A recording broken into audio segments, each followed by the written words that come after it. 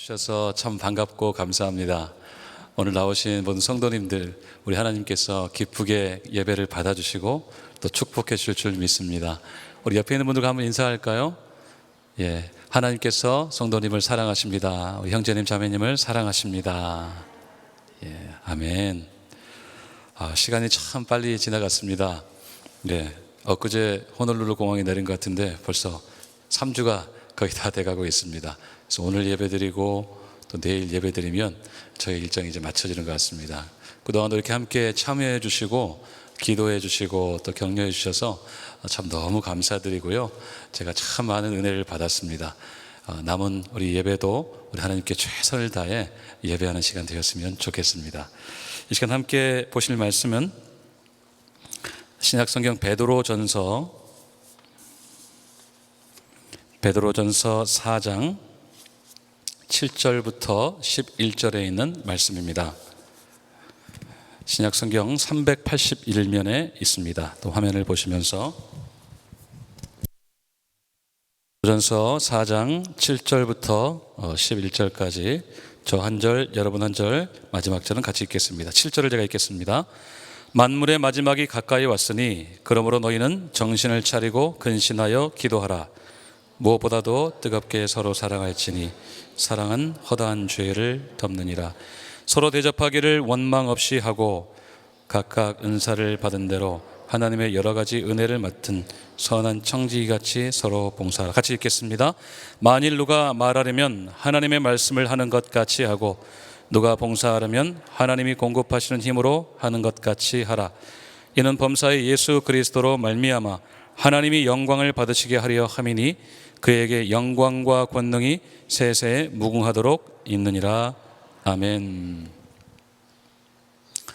미국에 살다 보니까 종종 비행기를 탈 일이 있습니다. 제가 이곳에 올 때도 비행기를 타고 왔는데요.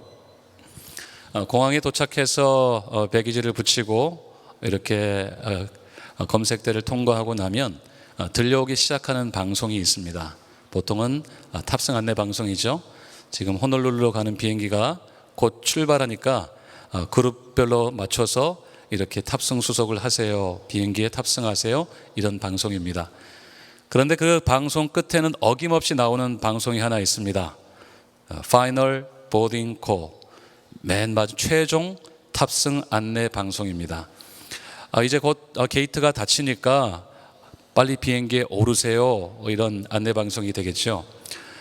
어떤 경우에는 사람 이름을 부르기도 합니다. 누구씨 이렇게 빨리 게이트로 오시라고 이렇게 하고 하는 방송이 가끔 나오기도 합니다. 제가 잘은 모르지만 배기지를 붙여놓고 사람이 탑승을 안 하면 그렇게 사람의 이름을 그렇게 부르곤 한다고 합니다.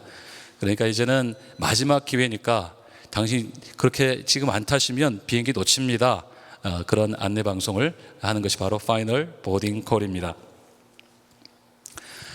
우리가 읽은 이 베드로전서 그리고 베드로 후서는 핍박받는 그리스도인들을 위로하기 위해 쓰여진 편지입니다. 로마 제국의 극심한 핍박을 피해서 소아시아 여러 지역으로 흩어진 이 그리스도인의 공동체 디아스포라라고 그러죠. 그리고 교회로 모이는, 보통 가정교회로 많이 모였는데 그들을 위로하고 격려하기 위해서 베드로가 마음을 담아 쓴 편지입니다. 그래서 위로의 서신이라고 불릴 만큼 따뜻함을 느낄 수 있는 서신이기도 합니다. 그런데 베드로가 그들을 위로했던 방식은 이 때에 대한 인식을 일깨워 주는 것이었습니다. 특별히 마지막 때라고 하는 이런 조망을 그들에게 주려고 했던 것을 편지 전체에서 발견할 수가 있습니다. 오늘 집에 돌아가시면 베드로 전후서를 꼭 한번 읽어보십시오. 짧으니까 앉은 자리에서 읽으실 수 있습니다. 읽어보시면 대번에 아마 아실 겁니다.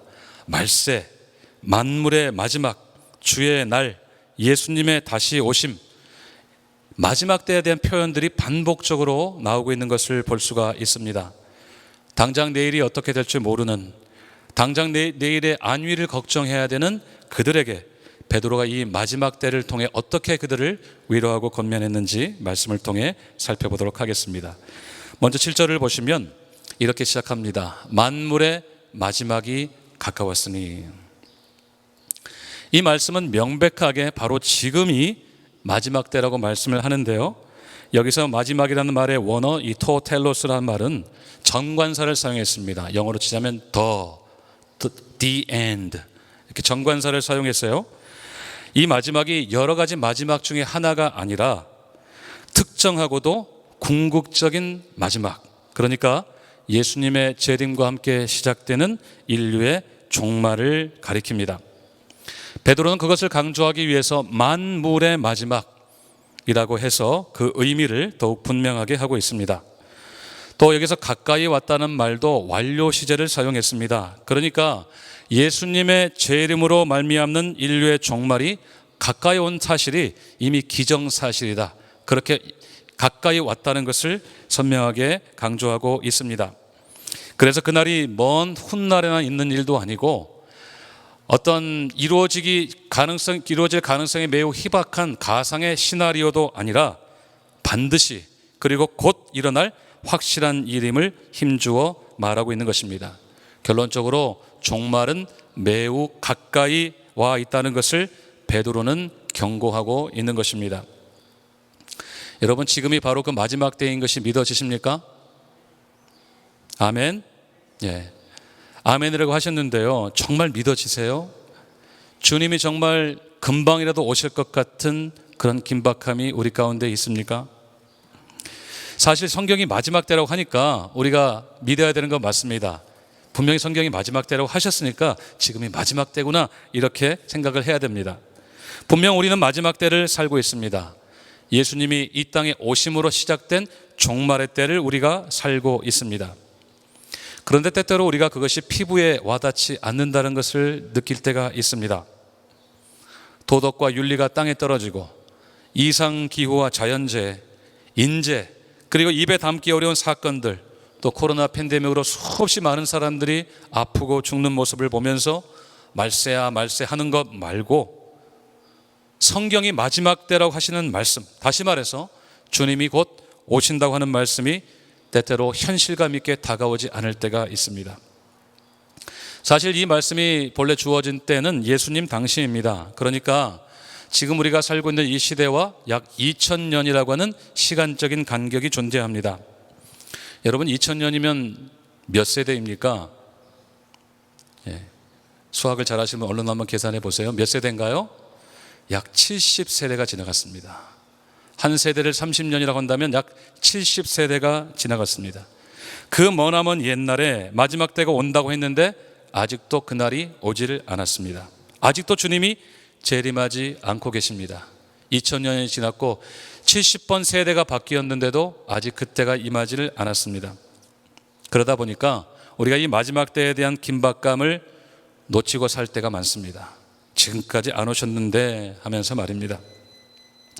하지만 만물의 마지막에 가까웠던 이 말씀은 오늘 이 시대를 사는 우리에게 주어진 말씀입니다. 그 목적은 분명합니다. 우리가 마지막 때를 살기를 원하셔서입니다. 하나님은 우리가 곧 주님이 오실 것처럼 이 온 우주 만물의 마지막 때가 금방이라도 올 것처럼 살기를 원하셔서 이 말씀을 우리에게 주신 것입니다. 사실 우리는 이 마지막 때가 언제일까, 이 시기에 대한 관심이 많습니다. 올해 오실까? 내년에 오실까? 아니면 후내년에 오실까? 그렇게 궁금한 생각이 있죠. 그래서 이런 심리를 이용해서 많은 이단들이 활개를 칩니다. 성경을 자기 멋대로 해석을 해서 주님이 어떤 특정한 때 오실 것이라고 하는 소위 말하는 시한부 종말론이 여전히 많은 사람들을 미혹하고 있습니다. 92년 10월로 기억하는데요, 다미 선교회, 주님이 이 땅에 오셔서 휴거할 것이라는 그런 소동이 있었죠. 그래서 많은 사람들이 거기에 빠졌었습니다. 저의 좀 먼 친척 중에 한 분도 거기 빠져가지고요, 다니던 직장도 그만두고 거기 합숙하면서 씻지도 않고, 씻으면 주님이 못 알아보신대요. 씻지도 않고요, 그렇게 있어서 참 온 가족들을 이렇게 어렵게 만들었던 기억이 있습니다. 해프닝으로 끝나긴 했지만 그 사건은 사람들이 얼마나 이 때에 대한 관심이 광적인지를 분명하게 말해주는 사건이었습니다. 하지만 주님은 우리가 그때가 언제일지에 대한 관심을 가지기보다 바로 오늘 마지막 때를 사는 사람들이 되기를 원하십니다. 사도행전 1장 7절에서 주님은 분명히 말씀하셨습니다. 때와 시기는 아버지께서 자기의 권한에 두셨으니 너희는 알 바 아니라고 하셨습니다. 마태복음 24장 36절에서도 그날과 그때는 아무도 모르고 오직 누구만 아신다고요? 아버지만 아신다고 했습니다. 무슨 말입니까? 그때가 정확히 언제인지를 알려고 할 필요가 없다는 것입니다. 우리에게 알려주신 것은 오늘이 바로 마지막 때라고 하는 것입니다. 그래서 오늘 우리가 이 시대를 사는 우리가 마지막 때라고 하는 긴박감을 가지고 하루하루 살기를 원하시는 것입니다. 만약에 마지막 때가 언제인지를 우리가 안다고 한번 가정을 한번 해보십시다. 2021년 12월 25일 성탄절에 주님이 다시 오신다고 한번 생각해 보십시다.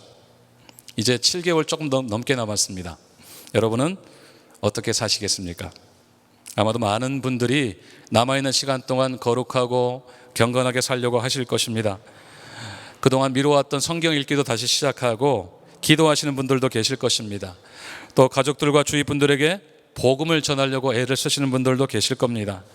교회를 위해서 열심히 봉사하는 분들도 계실 것이고 그 밖에 미뤄왔던 의미 있는 일들을 하려고 하실 것입니다. 그러나 그렇게 하지 않는 분들도 계실 것입니다. 그동안 예수 믿는다고 해보지 못했던 것들을 제대로 한번 해봐야겠다, 한번 실컷 놀아봐야겠다, 그렇게 하시는 분들도 계실 수 있습니다. 흥청망청 돈을 쓰신 분들도 계실지 모릅니다. 거룩과 경건보다는 방종과 타락으로 개인의 삶이 망가지고 교회의 거룩이 무너져 버릴 수도 있습니다. 그러다가 마지막 순간에 회개하면 되지 하실지 모릅니다. 마치 내 인생 내 마음대로 살다가 마지막 죽기 전에 회개하면 되지 하는 것과 같습니다. 우리는 그럴 가능성이 매우 많습니다. 그래서 주님은 그때 자체를 우리가 알 바 아니라고 말씀을 하신 것입니다. 사실 이 2000년이라고 하는 시간도 우리에게 긴 시간이지 우리 하나님께는 결코 엄청난 시간이 아닙니다. 시간과 공간적인 제약 속에 살고 있는 우리는 항상 이 크로노스의 시간, 곧 자연적으로 흘러가는 시간에 매여 있지만 하나님의 시간은 카이로스의 시간, 곧 하나님이 특정한 의미를 부여하신 시간에 있습니다. 하나님이 정하신 때에 따라서 세상을 움직이신다고 하는 말씀입니다. 하나님께는 하루가 1000년 같고 1000년이 하루 같다고 하지 않으셨습니까? 하루 동안에 하나님은 1000년에 일어날 일을 다 일어나게 하실 수도 있고 그 1000년 동안을 하루처럼 여기실 수도 있다고 하는 것입니다. 실제로 그 마지막 날이 우리가 사는 날 동안 임하지 않을 수 있습니다. 어쩌면 주님이 오시기 전에 우리의 삶의 마지막이 먼저 올 수도 있습니다. 그럼에도 불구하고 오늘 이 말씀을 우리에게 주시는 이유가 무엇일까요? 왜 우리에게 종말의 삶을 살라고 그렇게 명령하실까요? 왜 주님은 이렇게 다급하게 우리에게 경고하실까요? 하나님께서 그 마지막 때를 아시기 때문입니다. 때와 시기를 자기의 권한에 두시는 하나님께서는 마지막 날이 어떤 날이 될 줄을 아시기 때문에 우리에게 다급한 메시지를 주고 계시는 것입니다. 베드로서 3장 10절과 11절 말씀을 우리 함께 읽도록 하겠습니다. 시작. 그러나 그 날이 도둑같이 오리니 그날에는 하늘이 큰 소리로 떠나가고 물질이 뜨거운 불에 풀어지고 땅과 그 중에 있는 모든 일이 드러나리로다. 아멘. 그 날이 되면 도적같이 임할 그 날이 되면 드러나지 않을 것이 하나도 없고 이 세상의 모든 것들이 근본적으로 종결될 것이라는 것을 하나님은 알고 계십니다. 그래서 우리에게 다급한 심정으로 말씀을 하시는 것입니다. 이 말씀은 그냥 긴장 좀 하고 살아, 그렇게 태연하게 살면 안 돼, 이 정도의 말씀이 아닙니다. 이거는 소위 말하는 리얼 그 자체입니다. 하나님은 그날이 언제인지를 아시고 그날에 있어질 일들을 아시기 때문에 우리가 진정 그날을 준비하며 오늘이 그 날이 될 것처럼 살아야 한다고 말씀하고 있습니다. 마치 이런 것입니다. 자녀들이 학교를 다닐 때 큰 시험이나 프로젝트가 있었을 때를 한번 떠올려 보십시오.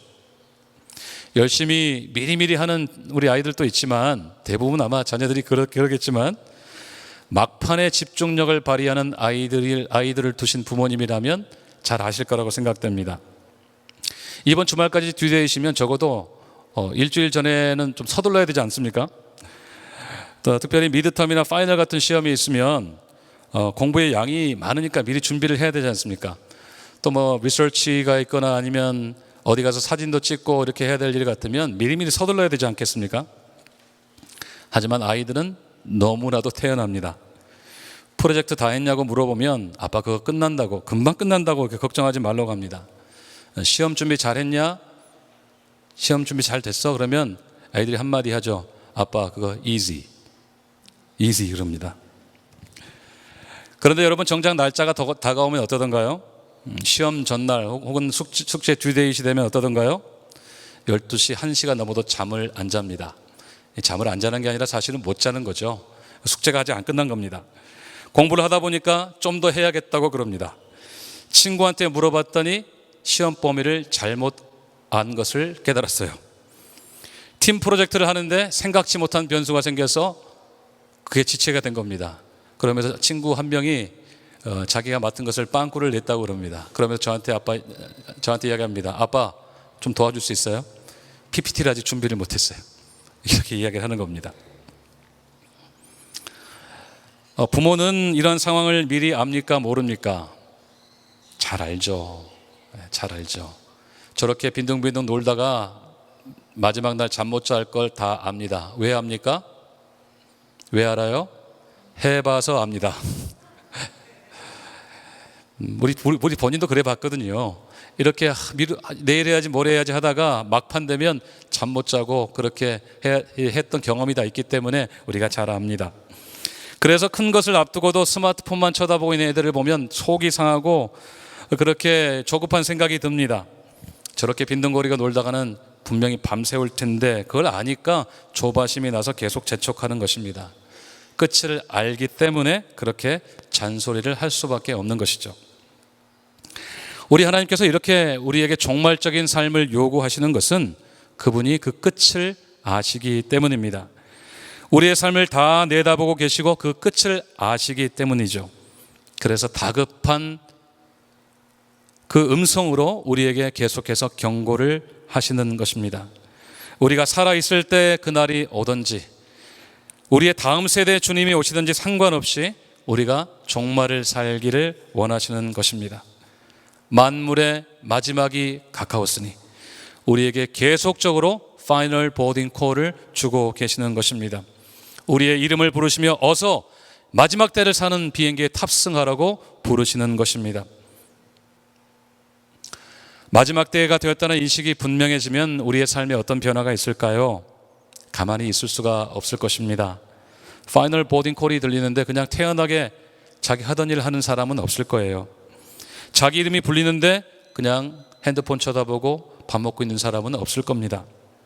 하물며 이 온 세상의 마지막이 가까이 왔는데 우리가 가만히 있을 수가 있겠습니까? 반드시 무언가를 하게 되어 있습니다.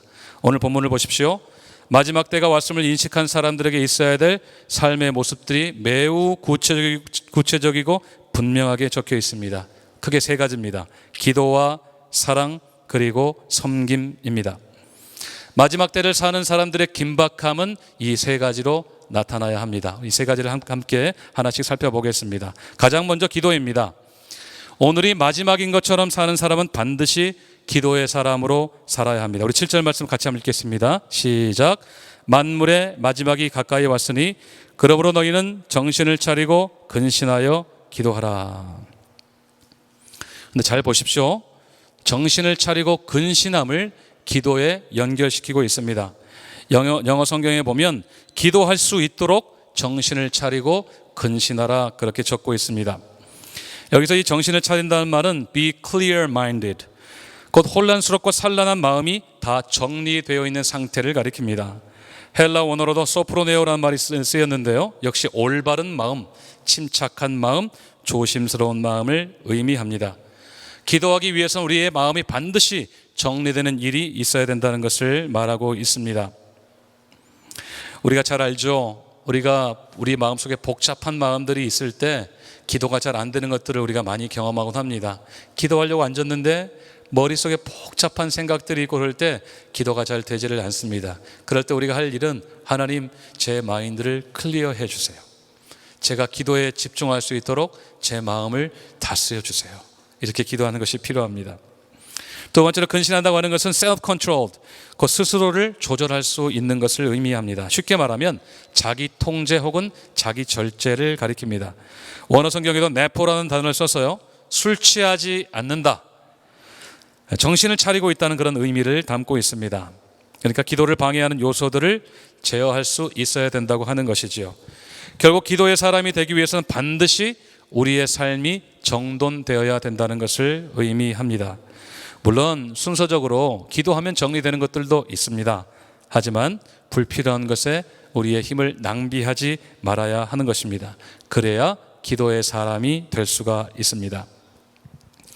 베드로가 이 마지막 때를 사는 우리에게 가장 먼저 기도 이야기를 하는 이유가 무엇일까요? 그는 한때 기도의 실패자였기 때문입니다. 그는 예수님을 부인했던 전력을 가지고 있습니다. 그것도 3번씩이나 그랬습니다. 예수님을 위해서 자신의 목숨까지도 바치겠다고 했던 그가 그렇게 처참하게 실패했던 것은 그가 깨어 기도하지 못했기 때문입니다. 마지막 때가 되어서 겟세마네 기도를 앞두신 예수님이 유혹에 빠지지 않도록 깨어 기도하라고 하셨는데도 그만 잠이 들어버리고 말았습니다. 마음이 정돈되지 못했고 스스로를 통제하지 못했던 결과입니다. 그래서 기도하는 일에 실패했고 결국 주님을 3번이나 부인하게 되었던 것입니다. 그래서 베드로는 오늘 가장 먼저 기도의 사람이 되라고 권면하고 있는 것입니다. 자기의 뼈아픈 실패의 그런 경험에서 나오는 진액과도 같은 교훈인 것입니다. 오늘부터 기도의 사람이 되시기로 결단하시기를 바랍니다. 오늘 내가 살고 있는 이 때가 마지막 때라는 사실을 아멘으로 받으신다면 오늘부터 기도하시기를 바랍니다. 집에서도 열심히 기도하시고, 집에서 잘 안 되시면 새벽 기도에도 나오시고, 수요일 저녁에도 나오시고, 또 하와이는 얼마나 참 기도하기 좋은 곳이 많습니까? 한적한 바닷가에 가셔서 팜트리 밑에서 자리를 펴시고 혹은 캠핑 체어를 놓으시고 앉아서 그렇게 기도하시기를 바랍니다. 창조주 하나님께서 만드신 자연을 바라보면서 감사로 찬양하고 기도하실 수 있습니다. 기도를 하려고 치면 얼마나 좋은 환경들이 참 많이 있습니까? 이 시대의 목회자라고 불리는 팀 켈러 목사님은 그가 쓴 기도라는 책에서 자신이 인생의 후반부에서 기도의 사람이 된 계기에 대해서 담담하게 적었습니다. 켈러 목사님은 자신이 목회하시던 맨하탄 지역에서 911 사태가 있은 후에 큰 충격에 빠졌고, 또 가정적으로도 캐티 사모님이 크론병에 걸려서 투병하시는 동안 목사님 자신도 갑상선 암의 진단을 받고 큰 어려움에 빠졌었습니다. 그때 아내의 제안으로 매일 저녁마다 기도를 시작하게 되었다고 합니다. 그 당시 아내 캐티 사모님이 했던 이야기를 이렇게 적고 있습니다. 불치병에 걸렸다는 선고를 받았다고 생각해 보세요. 의사가 약을 주면서 날마다 잠자리에 들기 전에 한 알씩 먹어야 되고 걸으면 몇 시간 안에 숨이 끊어진다고 경고하는 거예요. 절대로 잊으면 안 되고 그랬다가는 반드시 죽을 테니 알아서 하라는 말이죠. 깜빡할 수 있을까요? 며칠씩 까먹기도 할까요? 아닐 거예요. 목숨이 달린 일이니까 잊을 리가 없겠죠. 빼먹지도 않을 거고요. 우리 부부가 함께 하나님께 매달리지 않으면 눈앞에 닥친 일들을 어찌할 방법이 없어요. 그러니 우리는 반드시 기도해야 돼요. 무심코 지나친다는 건 있을 수 없는 일이에요. 어떻습니까, 여러분? 긴박함이 있는 기도 아닙니까? 기도하지 않을 수가 없게 됐습니다. 이것은 정신을 차린 결과입니다. 마인드가 완전히 클리어 된 것입니다. 매일 일상의 피곤함과 복잡한 생각으로 그냥 기도를 스킵하고 싶은 생각을 통제한 결과입니다. 그 결과 이 켈러 목사님 부부는 매일 저녁 부부가 함께 기도하는 이 시간을 절대 거르지 않았고, 심지어는 목사님이 집회로 이렇게 지구 반대편으로 가 있는 그 상황 가운데서도 전화로라도 기도하는 일을 절대로 빼지 않았다고 합니다. 우리에게 많은 기도의 제목들이 있습니다. 기도를 안 하고 있을 때는 잘 모르는데 기도를 시작하면 기도해야 될 제목이 참 많은 것을 우리는 발견할 수 있습니다. 우선은 교회를 위해 기도해야 되고 성도님들을 위해서 기도해야 됩니다. 배우자를 위해서, 자녀들을 위해서, 또 조국과 미국을 위해서, 팬데믹 종식을 위해서, 그리고 고통당하는 지구촌을 위해서, 특별히 미얀마 땅을 위해서, 또 기근과 전쟁으로 고통당하는 수많은 영혼들을 위해서 기도해야 될 제목이 많습니다. 그리고 무엇보다도 복음 전파를 위해서 기도해야 될 제목들이 참 많이 있습니다. 오늘부터 기도하기로 결단하시기를 바랍니다. 우리 마음속에 있는 복잡한 생각들을 다 클리어 하시기 바랍니다. 기도한다고 세상이 달라지나 그런 생각부터 시작해서요, 오래 기도했는데 잘 안 돼, 자녀들이 달라지진 않아, 남편이 아내가 달라지진 않아, 그 사람 기질은 성령님도 못 고쳐, 그렇게 전도했는데 듣는 신용도 안 해, 이런 부정적인 생각들을 다 클리어 하시기 바랍니다. 그리고 하나님이 역사하시면 불가능도 가능케 된다는 사실을 확신하시기를 바랍니다. 예레미야 33장 3절 말씀, 너는 내게 부르짖으라, 내가 내게 응답하겠고 내가 알지 못하는 크고 은밀한 일을 내게 보이리라. 아멘. 하나님께서 왜 우리에게 기도를 명령하십니까? 우리의 기도에 응답하시기 위해서 우리에게 기도를 명령하시는 분이십니다. 우리가 알지도 못하고 생각하지도 못하고 상상하지도 못하는 일을 행하신다고 말씀하십니다. 그 약속을 붙잡고 오늘부터 기도하는 사람이 되시기를 주님의 이름으로 축원드립니다. 모든 마인드를 클리어하시고 우리의 기도에 능히 응답하시는 하나님께만 집중하시기를 바랍니다. 그것이 마지막 때를 사는 그리스도인의 마땅한 모습입니다. 두 번째는 사랑입니다. 마지막 때를 사는 성도들은 뜨겁게 사랑하는 사람이어야 합니다. 우리 8절을 같이 읽겠습니다. 시작. 무엇보다도 뜨겁게 서로 사랑할지니 사랑은 허다한 죄를 덮느니라. 아멘. 앞에서 살펴봤던 7절에서 기도하라는 말씀이 말세를 사는 개인적인 신앙의 자세라고 한다면, 서로 사랑하는 이 8절의 말씀은 그리스도인의 공동체 안에서 가져야 될 신앙의 태도를 가리킵니다. 그러니까 신앙의 관계적인 그런 면을 말씀하는 것이죠. 말세를 사는 그리스도인들은 무엇보다도 사랑하는 사람이어야 합니다. 그것도 그냥 사랑이 아니고 어떻게 사랑하라고 했죠? 뜨겁게 사랑하라고 했습니다. 뜨겁게 사랑하는 사람. 마지막 때 이렇게 사랑을 강조하시는 이유가 무엇일까요? 바로 이 마지막 때가 사랑이 식어지는 때이기 때문입니다. 마태복음 24장 12절에서 예수님은 마지막 때에 일어날 재난에 대해서 경고하시면서 불법이 성함으로 많은 사람의 사랑이 식어지리라 말씀하셨습니다. 이 시대에 많은 사람들이 사랑을 이야기를 합니다. TV를 봐도 사랑이고, 영화를 봐도 사랑이고, 음악을 틀어도 사랑입니다. 광고를 봐도 사랑입니다. 사랑 아닌 것이 하나도 없습니다. 그런데 그렇게 사랑을 흔하게 보고 듣는데도 자꾸만 사랑이 결핍되어 갑니다. 어쩌면 이 시대에 그렇게 사랑을 많이 이야기하는 것은 사랑이 자꾸 사라져 가기 때문에, 희미해져 가기 때문이 아닌가 싶기도 합니다. 진짜 사랑을 찾기 어렵다는 말입니다. 디모데후서 3장 2절에서도 말세에 고통하는 때에 사람들이 남을 사랑하는 것이 아니라 자기를 사랑한다고 했습니다. 그러니까 건강한 자기 사랑이 아니고요, 배타적이고 이기적인 자기 사랑을 가리킵니다. 사랑이 그렇게 흔한 것 같은데 정작 사랑이 없습니다. 많은 것 같은데 실제로는 없는 겁니다. 그리고 사랑처럼 보이는 것도 자세히 보면 그럴싸하기만 하고 제대로 된 것이 하나도 없습니다. 그래서 하나님께서는 이 마지막 때에 우리가 서로 뜨겁게 사랑해야 된다고 하셨습니다.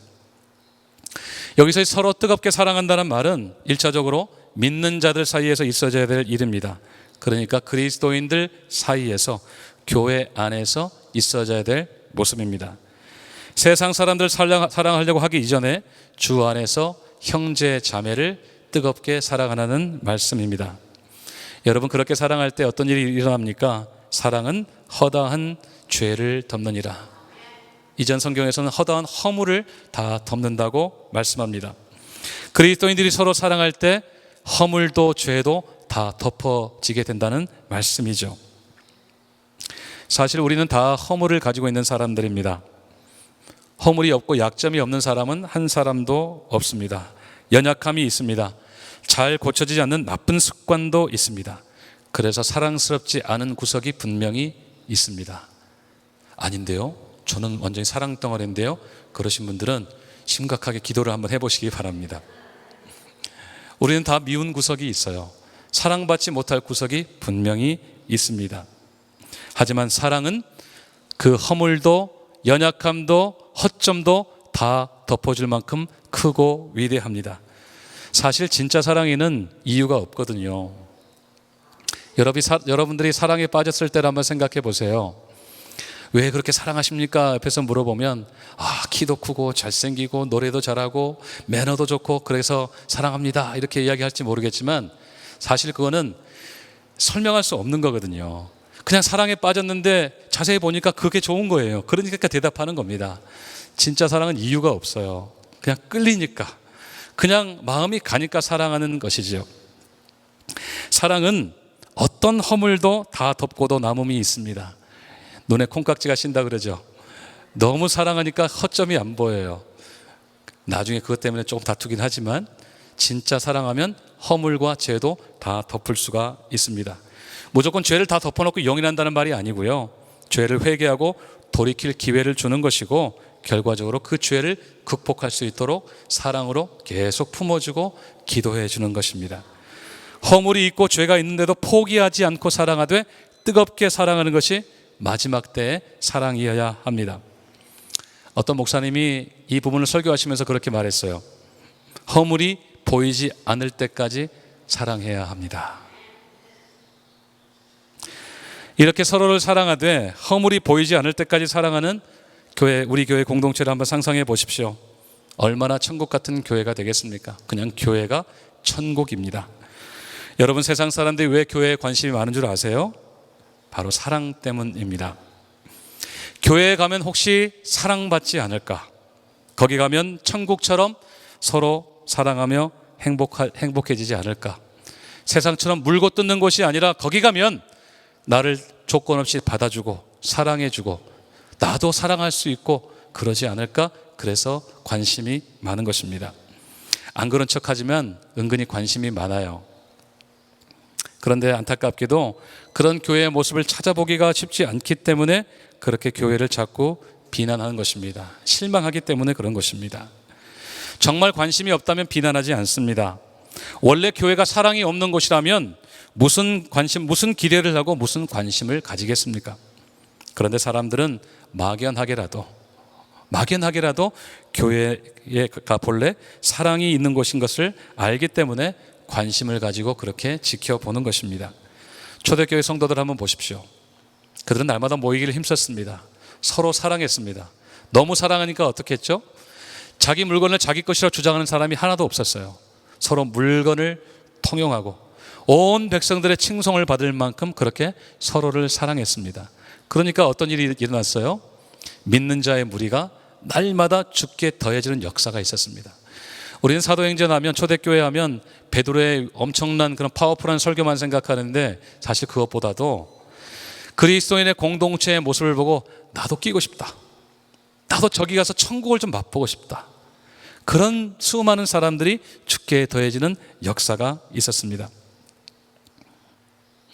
교회는 본래 그런 곳이었고 또 그래야 합니다. 그것이 마지막 때를 사는 성도들에게 반드시 나타나야 될 모습입니다. 사랑할 시간이 얼마 남지 않았기 때문입니다. 또 그 사랑은 말에 머물면 안 됩니다. 반드시 실천돼야 됩니다. 뜨거운 사랑은 반드시 구체적인 섬김으로 나타나기 때문입니다. 그래서 9절에서 서로를 대접하는 일도 원망 없이 하라고 했습니다. 사랑의 구체화된 표현이 바로 섬김입니다. 자발적이고 기쁨으로 대접하는 일입니다.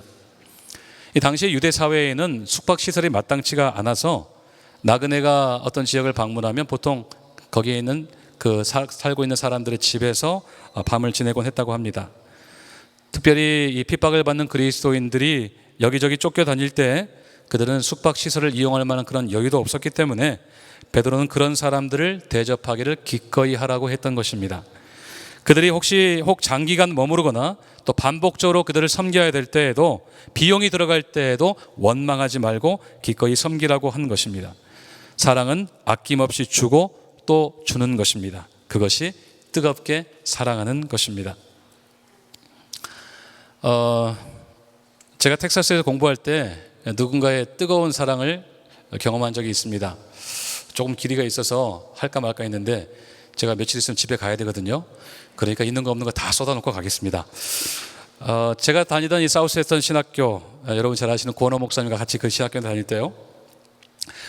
크리스마스가 되면 주변 미국 교회하고 연결해서 크리스마스 선물을 자녀들에게 주는 그런 프로그램이 있었습니다. 그러니까 12월 초가 되면 신청서를 받아요. 자녀가 몇 명이고 몇 살이고 또 받고 싶은 선물이 무엇인지 신청서에 쓰게 돼 있었어요. 할까 말까 그러다가 주변 목사님들이 한번 신청해 보라고 그렇게 권해줘서 신청서를 가져다가 이렇게 적었습니다. 아이들의 이름을 적고 나이를 적고 또 그래서 무엇을 원하는지 한 가지씩 적었습니다.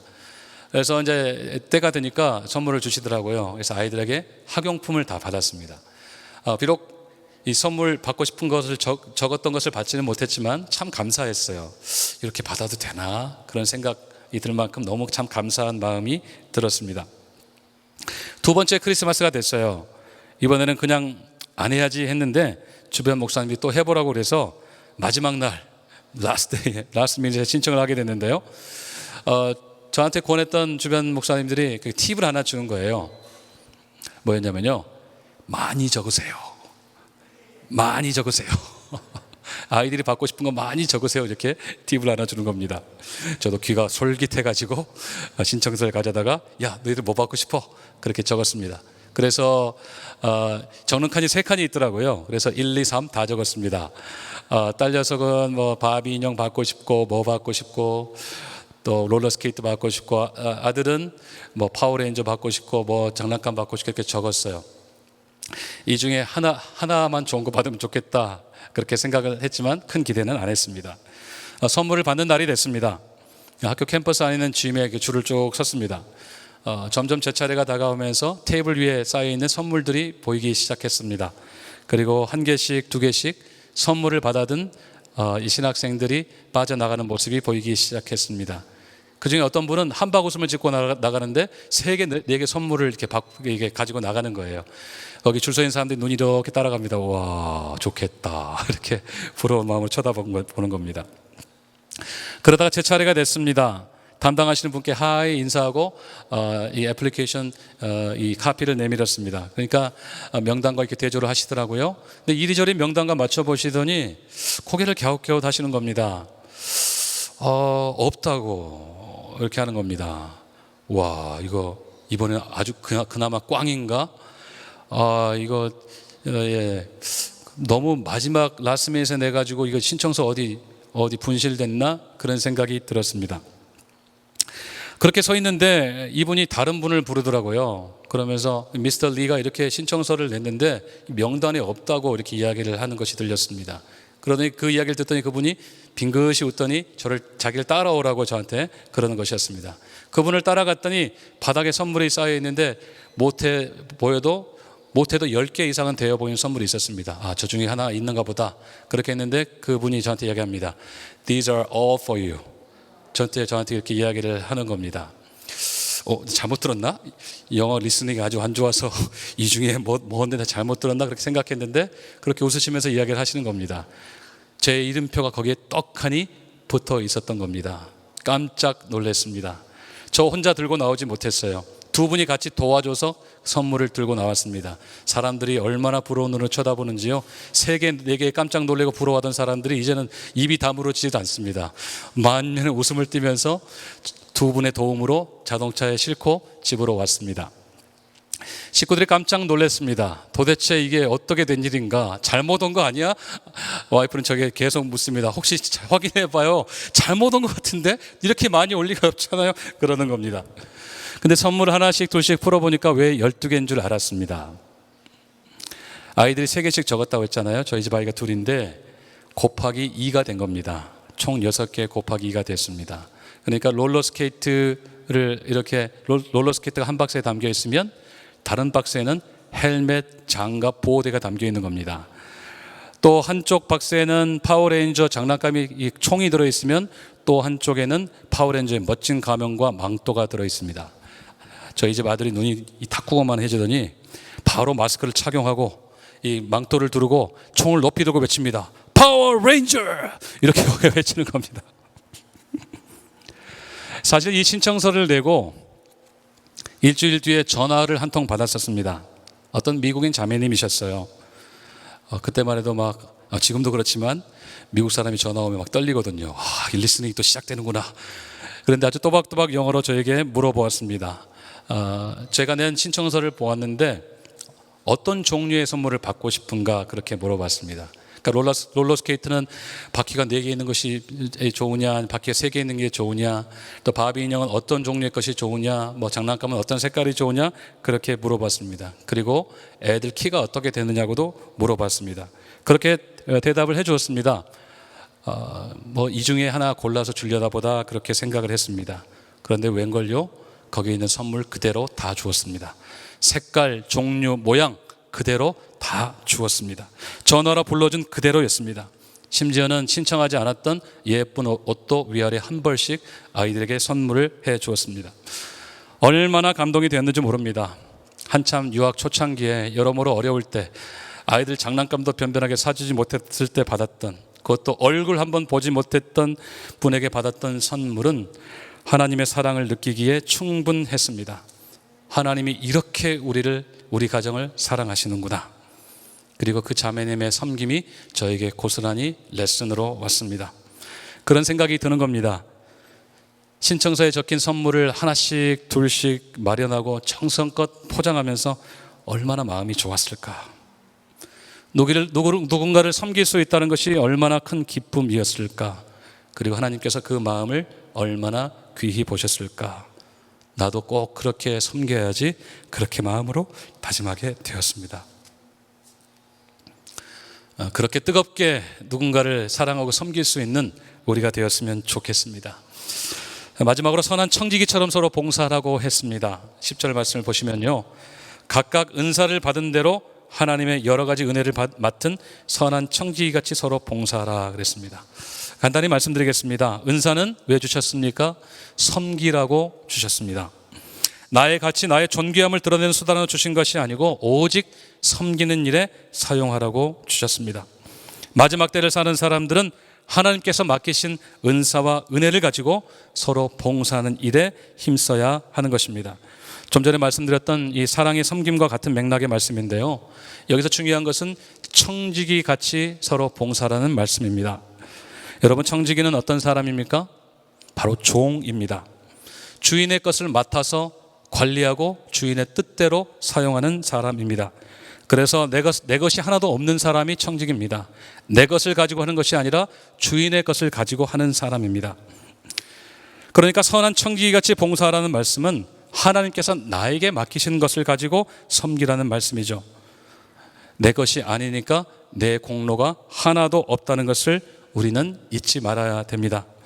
내가 가진 은사도 물질도 시간도 다 내 것이 아니고 하나님께서 우리에게 맡겨주신 것이기 때문입니다. 그래서 우리는 하나님의 것으로 봉사하고 잊어버려야 됩니다. 여러분, 봉사하셨으면 잊어버리세요. 내가 섬겼으니까, 이렇게 어려운 중에 내가 헌신했으니까 나 좀 알아줬으면 좋겠다는 생각을 다 잊어버리십시오.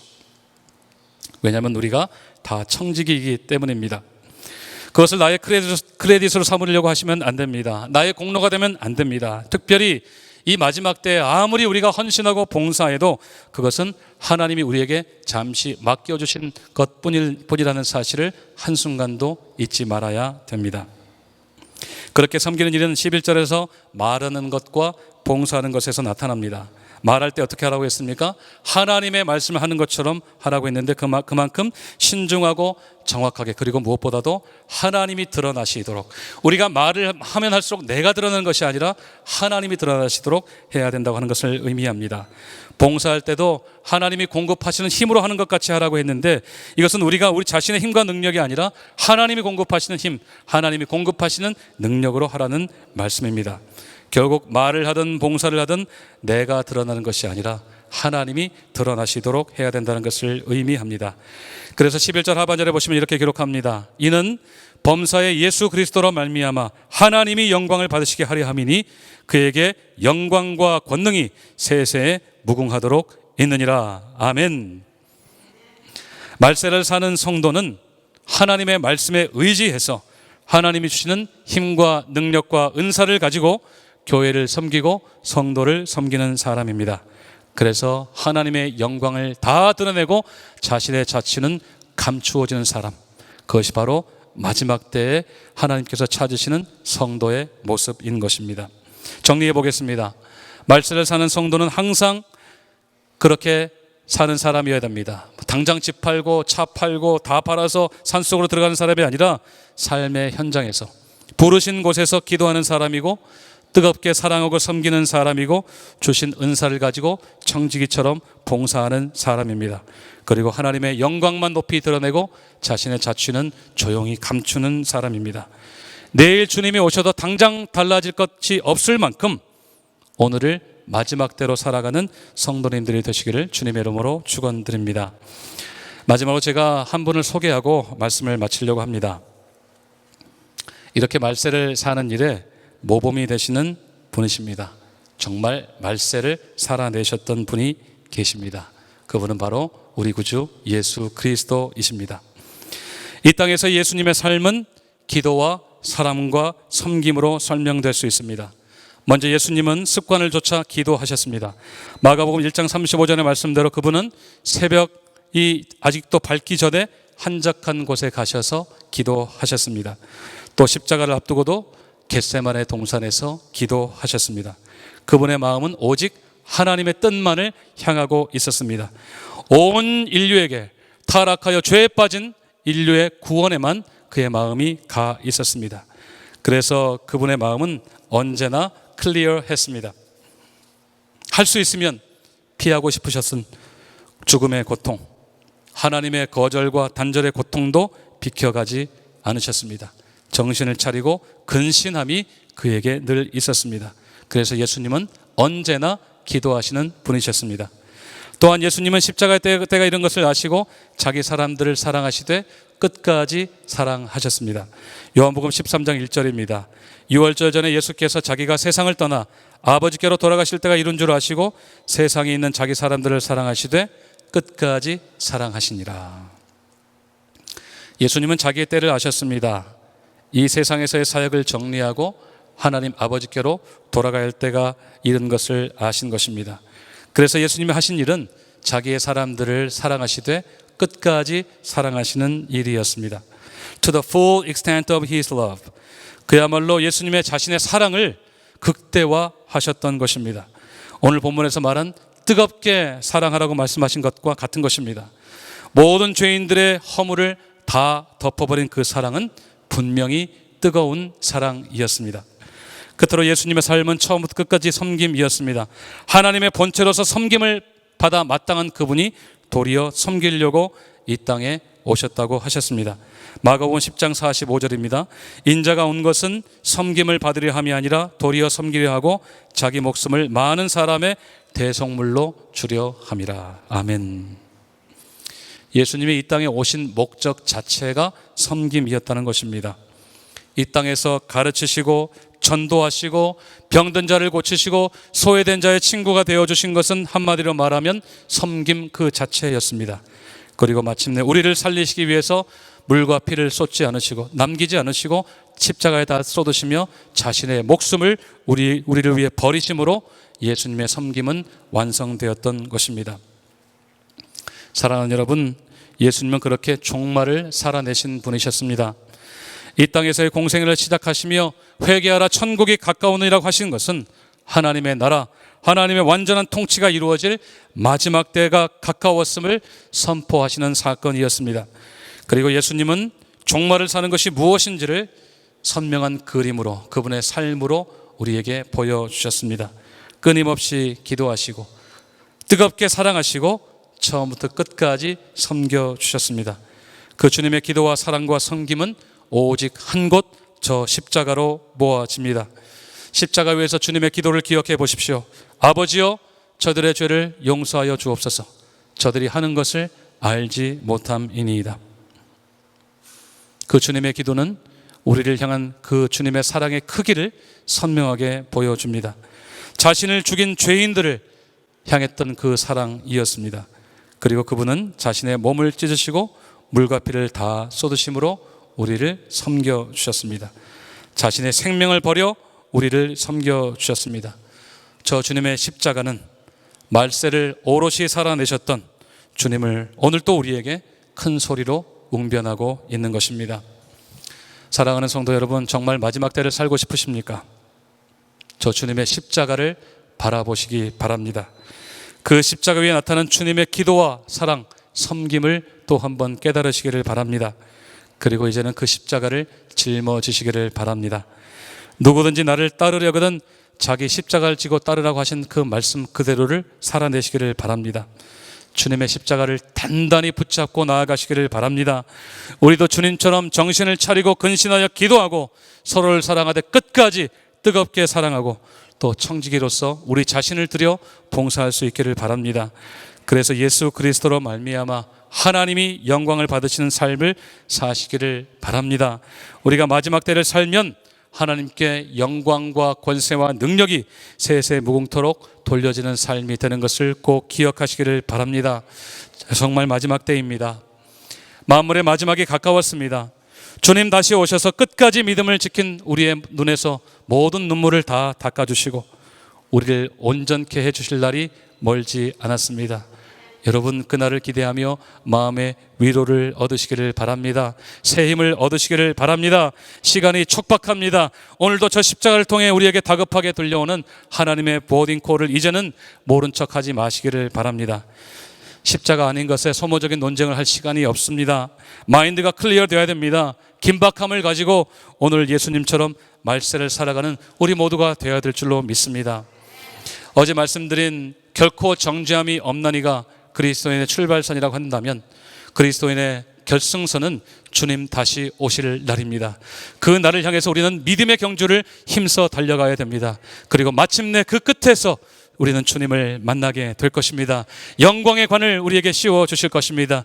영원한 주님의 나라에서 영생 복락을 누리게 될 것입니다. 그날을 사모하며 마지막 때를 살아간 우리 모두가 되시기를 주님의 이름으로 축원드립니다. 아멘.